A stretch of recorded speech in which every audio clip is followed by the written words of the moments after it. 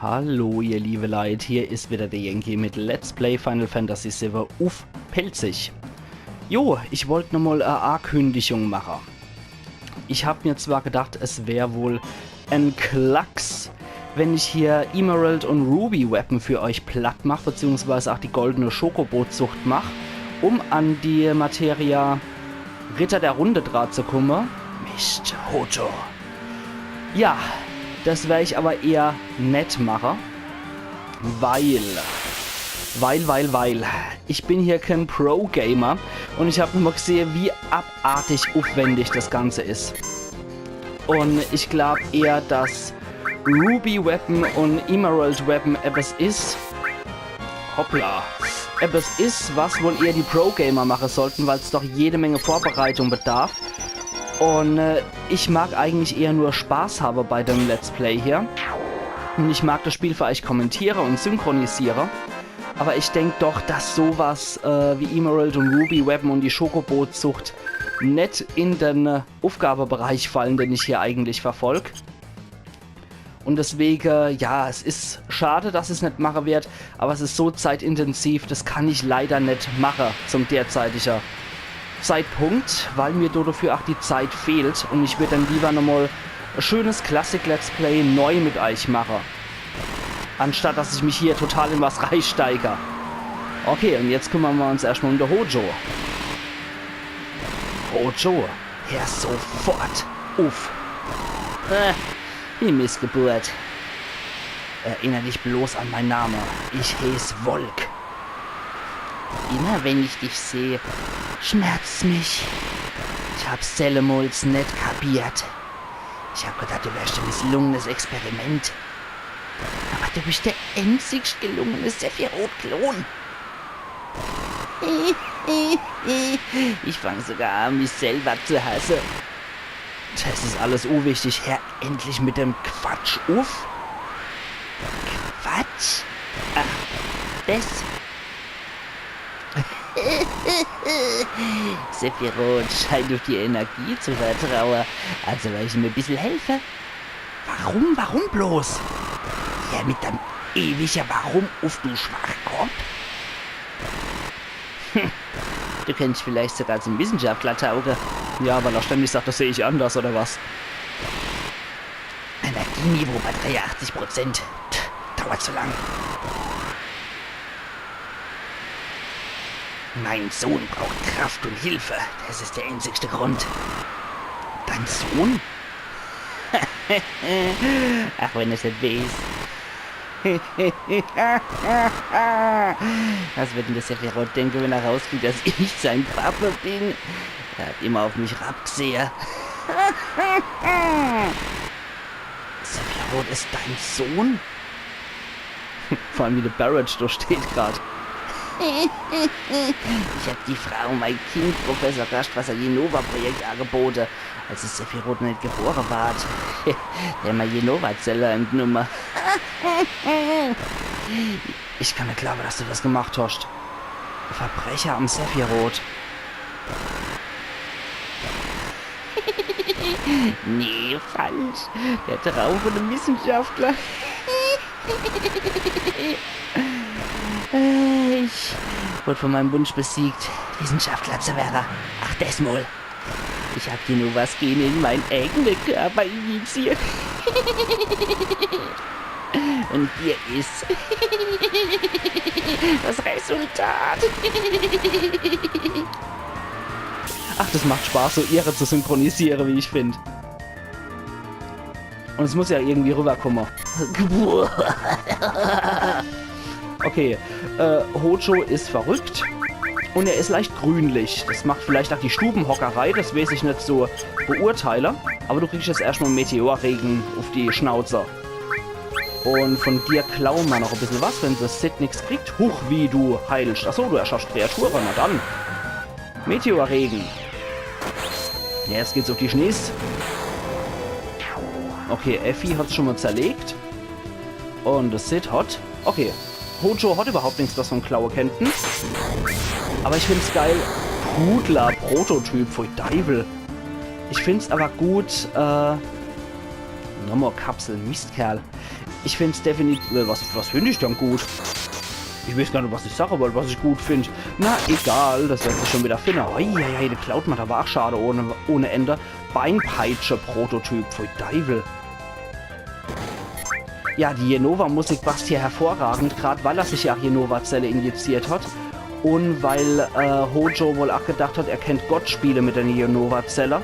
Außerdem ist sein rechtes Hose bei lila und sein linkes ist braun. Das spricht wohl auch wieder für den verrückten Wissenschaftler-Stil, den der hier so für sich entdeckt hat. Okay, machen wir mal Bio 3 auf alle. Da wird ihr dann wieder seine Kapsel verwenden, um seine Viecher zu beleben. Was machen wir dann noch? Was könnten wir da noch? Wir könnten nochmal Alexander rufen. Und du slasht hier nochmal. Dann trifft es wenigstens alle Viecher. Das jüngste Gericht. Ich finde die Beschwörung Alexander einfach nur geil.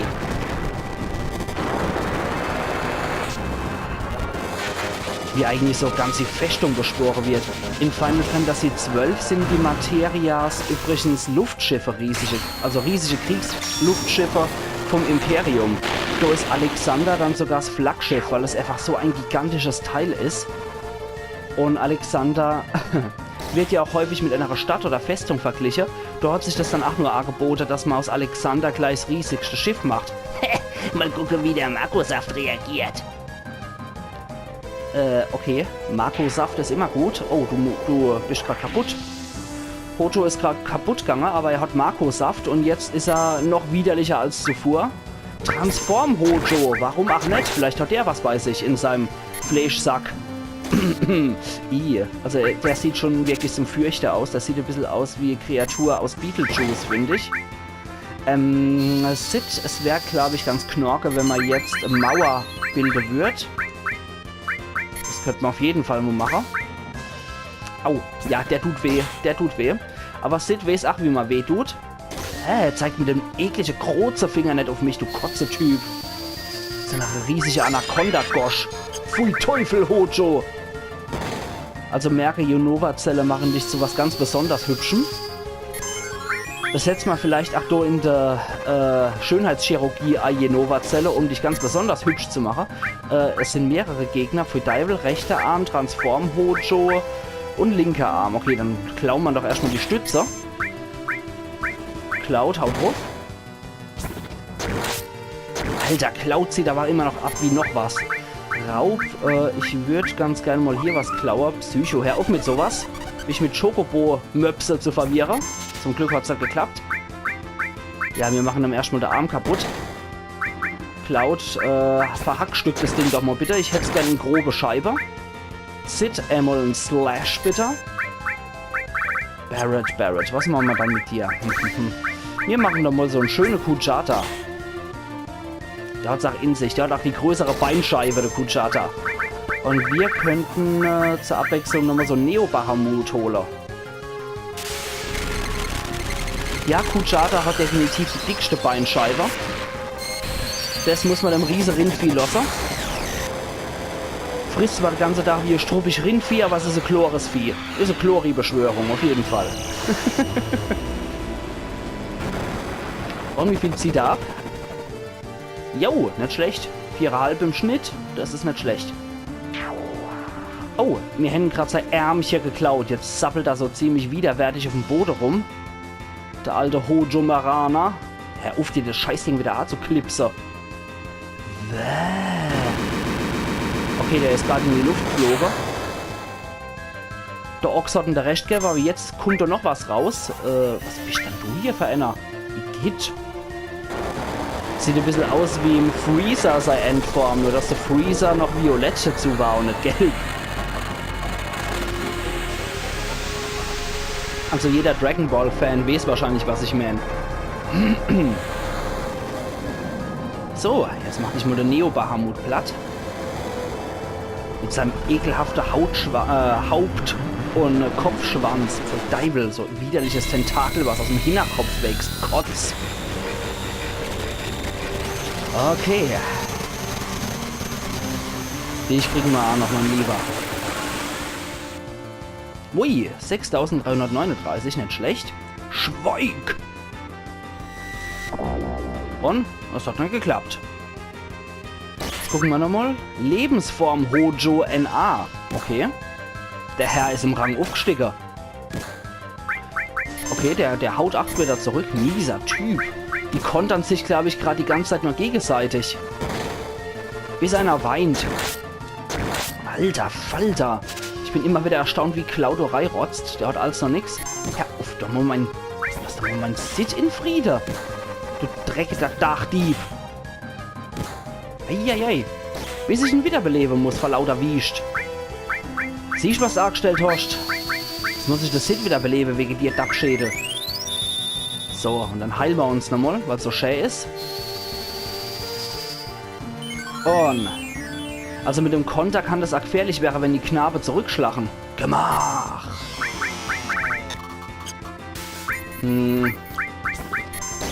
Ich rotze nochmal auf die Dates drauf. Cloud kann auch nochmal drauf wäschen. Ich warte mit der Barriereerneuerung, bis die von der anderen zwei Kasper abgelaufen sind.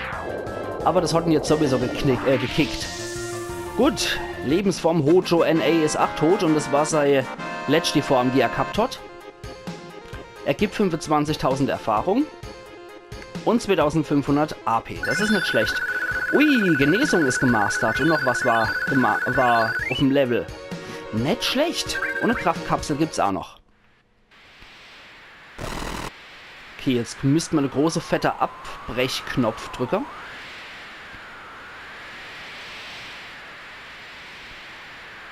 Und was siehst du, Sid? Wieder du na Keidel noch einmal. Jedenfalls ist das das Ende von der Kanone. Ach ja, das sieht immer an seine Beleidigung. Ich weiß nicht, was ich da sonst schon großartig auf pelzig Sache kennt dazu. Ach ja. Die Annelien ist erledigt. Ja, bis auf dich, Reeve. Der Meteor. Noch sehr bedacht, das hat der Opa jedenfalls gesagt. Red der 13. Magst du die Leute in Cosmo Canyon wieder sehen? Ja. Du willst die Malea sehen, ne? Käfruch. Wir werden das Sephiroth schlagen. Wenn wir dann die Kraft von Holy nicht in Silverdar freisetzen, gibt's keinen Planet mehr, der zu beschützen wäre. Wenn wir das Sephiroth nicht besiegen können, sind wir so gut wie tot. Wir sterben nur ein paar Tage früher als die anderen, die durch den Meteor umkommen. Babbel nicht von einer Niederlage, ehe der Kampf begonnen hat? Ne.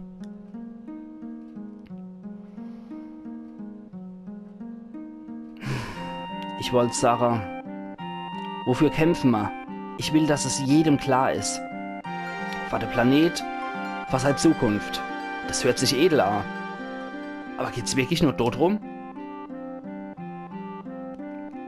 Bei mir geht's um was ganz Persönliches. Ich will das Sephiroth-Schlag um meine Vergangenheit begraben. Deswegen rette ich auch den Planet. Ich hab noch gedacht. Ich mein, wir alle kämpfen für uns selber. Für uns und für andere. Oder für Ziele, die uns wichtig sind. Deswegen kämpfen wir. Und deshalb kämpfen wir weiter für den Planet. Du hast ja recht. Es klingt aber cooler, wenn sie ist der Planet rette. Aber ich war auch derjenige, der den Marco-Reaktor hochgejagt hat. Wenn ich jetzt zurückgucke, weiß ich, dass es nicht der richtige Weg war. Viel von meinen Freunden und unschuldige Hände, deswegen leide misse. Zuerst war's Rache, davor, dass die Annelien meine Stadt kaputt gemacht hat, aber jetzt sagt, ja, ich kämpfe für die Marleen. Für die Marleen und ihre Zukunft. Ja, ich glaube, ich mag den Planet wegen der Marleen retten. Dann versuch so. Verschafft er Klarheit und kommt zurück. Jeder verlässt das Schiff und soll versuchen, die persönlichen Gründe selber draus zu finden. Ich will, dass ihr sicher seid. Erst dann soll er zurückkommen. Vielleicht kommt keiner zurück. Der Meteor wird uns sowieso abmurksen, kein Gerangel mehr. Ich weiß, weshalb ich kämpfe. Ich kämpfe, um den Planet zu retten und du mit Basta. Aber da gibt's auch etwas ganz Persönliches, persönliche Erinnerung von mir. Wie steht's bei euch? Ich mag, dass jeder was ganz Persönliches in sich findet. Wenn es jemand nett findet, dann ist es auch in Ordnung. Wir kennen nicht ohne einen Grund kämpfen, oder? Ich nehm's Cam übel, wenn er nicht zurückkommt. Da winkt er nur ab. Jetzt sind wir mit Tifa alle und wir haben keinen Pilot, verdammt. Wo sind denn die? Was wirst denn du machen, Tifa? Hast vergessen, ich bin ganz allein. Ich hab niemand auf der Welt. Oh. Können wir ja den Tag zusammen verbringen und niemand haben. Alles sind fort. Ja, es gibt nichts und niemand, woran wir uns kalmern können. Wahrscheinlich klammern. Du hast recht. Aber ich bin mir sicher, dass er an einem Tag zurückkommen werden. Glaubst du nicht auch? Ich weiß nicht. Alle Menschen haben etwas Unersetzliches, an das sie sich klammern. Aber das mal ist unser Gegner. Ach, Tifa, du hast so schöne Pixelaugen. Aber das ist in Ordnung. Selbst wenn jemand zurückkommt. Solange ich mit dir zusammen bin, solange du an meiner Seite bist, wäre ich nicht aufgewacht, wenn ich Angst hab. Hey, Tifa. Egal, was früher war. Im Grund waren wir sehr weit voneinander entfernt.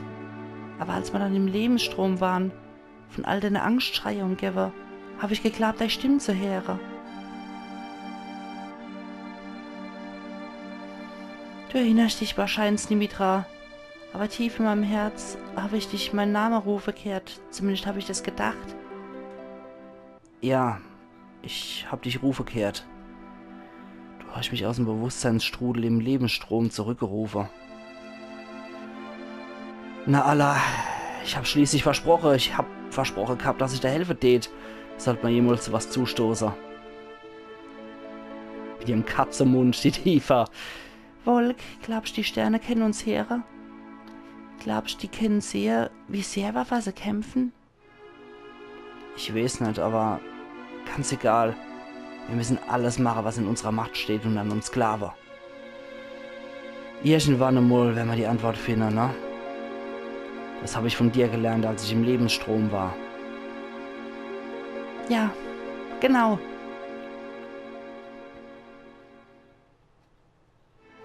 Hey Tifa, es gibt viele Sachen, die ich mit dir gern besprechen tät. Aber jetzt, wo wir zusammen sind, weiß ich nicht, was ich eigentlich sagen wollte. Ich fürchte, es hat sich nichts geändert. Man will ja fast lachen. Volk, es sind nicht nur Worte, durch die man Menschen etwas mitteilen kann. Das war eindeutig Wink mit dem Zaunpfahl, Bu. Jetzt zeig ihr, wie sehr du sie magst.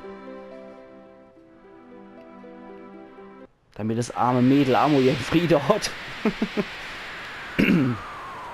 Okay, zumindest geknuddelt haben sie. Es dämmert schon bald. Entschuldigung, habe ich dich geweckt? Es dämmert schon bald tiefer. Morgen Cloud. Wolk, natürlich, das ist noch die Müdigkeit von morgen. Gib mir noch ein bisschen Zeit, nur ein bisschen. Der Tag kommt nie mehr zurück. Lass mich den Moment auskosten.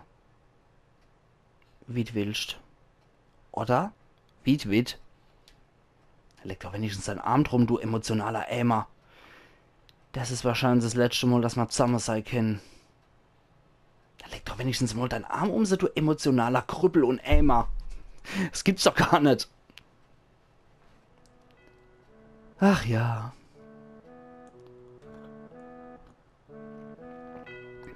Und die Chorellmusik kündigt Sklave in den Kohleminen an.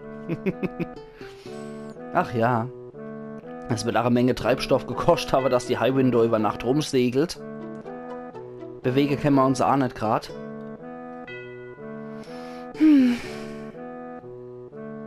Mir gehen wohl besser. Aber ich... Schon gut, Tifa. Du hast gestern selber gesagt. Zumindest wissen wir nicht alle hier. Ja, das stimmt.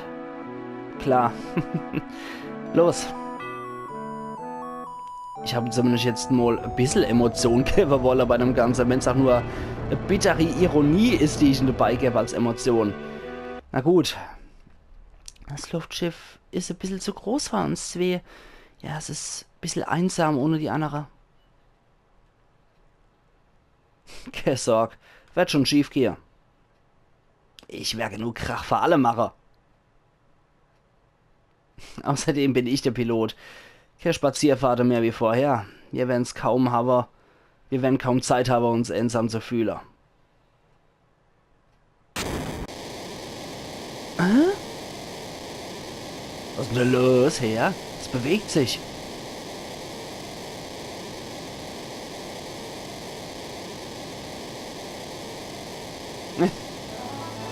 Ta-da-da-da!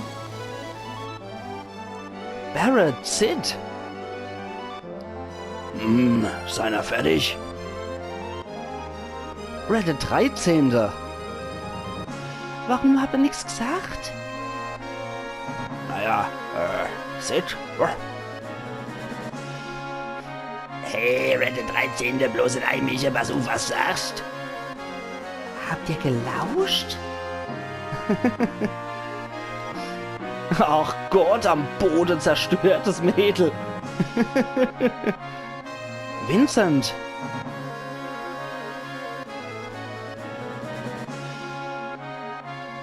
Warum guckst du so komisch?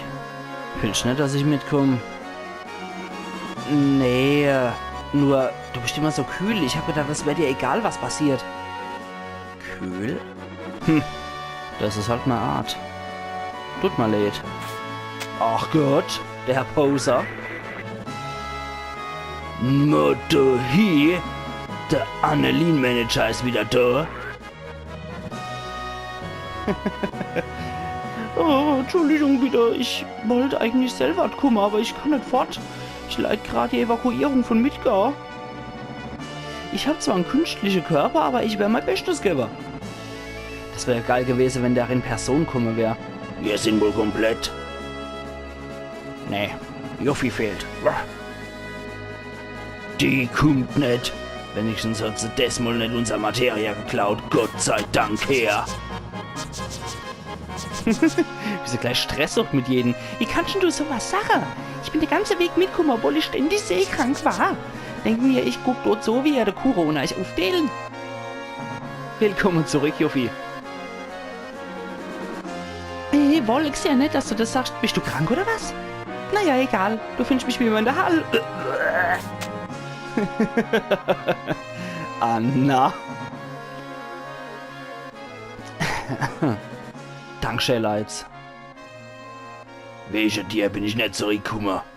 Es war nur wegen der Marlene. Ich schätze mal, es sind meine, wie soll ich sagen, Gefühle gegenüber. Ja, Gefühle, das ist auch so ein Wort, was er sehr wendig im Sprachgebrauch hat. Naja, sie ist zwar nicht mehr hier, aber Obwohl sie nicht hier ist, hat sie uns die letzte Chance verschafft. Wir dürfen nicht aufgeben, Herr. Eris. Sie hat am Ende gelächelt. Wenn wir nichts machen, dann erstarrt ihr Lächeln. Lassen uns alle zusammengehen. Die Erinnerungen. Sie hätte schon längst zum Planet zurückkehren müssen, aber irgendwas hält sie auf und sie sitzt fest. Wir müssen der Eris ihren Wunsch erfüllen. Will jemand noch aussteigen? Fertig, Sid? Hier sind zwei Himmel, die mich schon seit einiger Zeit reizen. Lassen mich mal ausprobieren. Alla hopp, wohin? Du entscheidest, Volk. Das ist unser letzter Kampf. Unser Ziel ist der Nordkrater. Unser Feind, der Sephiroth. Dann mal los. Was passiert jetzt?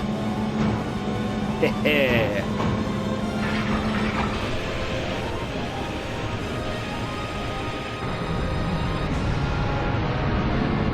Tja, scheiß auf die alte A-Triebe, wir hängen jetzt Marco Power Upgrade. Wir Den Nordkrater fast erreicht. Wag nur mal, Sephiroth. Mann, dem wäre ich sicher. Was ist denn los, Sid? Damn, so viel Energie, ich verliere die Kontrolle her. Jetzt fummeln sie an ihm rum. Mach das nicht fort, komm, ihr Dappschädel. Hab ich euch nicht befohlen, heim zu gehen? Ja, Sir, aber das ist unser Zuhause. Ihr kommt euch wohl cool vor, hä? Alle hab ihr Spaß, Wächel, halt mich gut fest. Bungie! Oder Bunge. Ich glaube aber wohl eher, das sollte Bungie heißen.